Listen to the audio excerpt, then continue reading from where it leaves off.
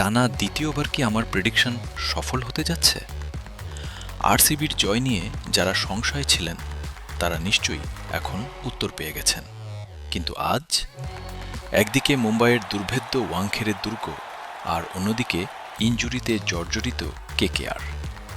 লড়াইটা কি শুধুই স্কিল বনাম স্কিলের, নাকি এখানে ভাগ্যেরও কোনো বড় খেলা আছে?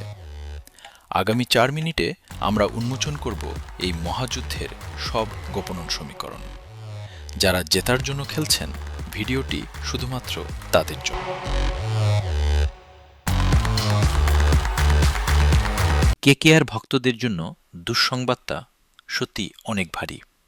পাথিরানা এবং হর্ষিত রানার মতো পেসারদের হারিয়ে কলকাতার বোলিং লাইন আপ এখন তাসের ঘরের মতো নড়বড়ে, এমনকি আকাশদ্বীপও নেই।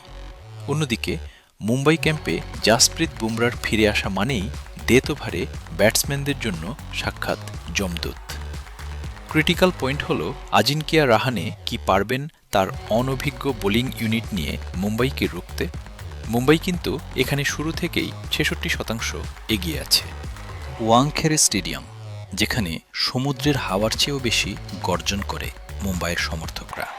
রেকর্ড বই বলছে এখানে ১১ বার দেখা হয়েছে দুই দলের, যার মধ্যে ১০ বারই শেষ হাসি হেসেছে মুম্বাই। কেকেআরের জন্য এই মাঠটি অনেকটা অভিশপ্ত।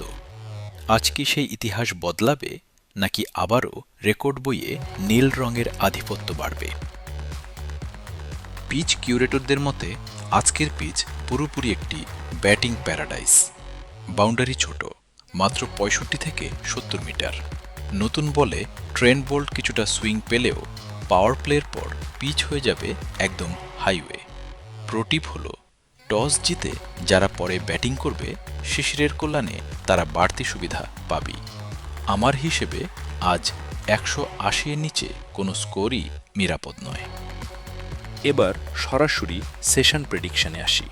পাওয়ার প্লে ৪৫ থেকে ৫৫ রান, ১০ ওভার শেষে ৮০+, এবং ২০ ওভার শেষে ১৮০ থেকে ২১০ রান।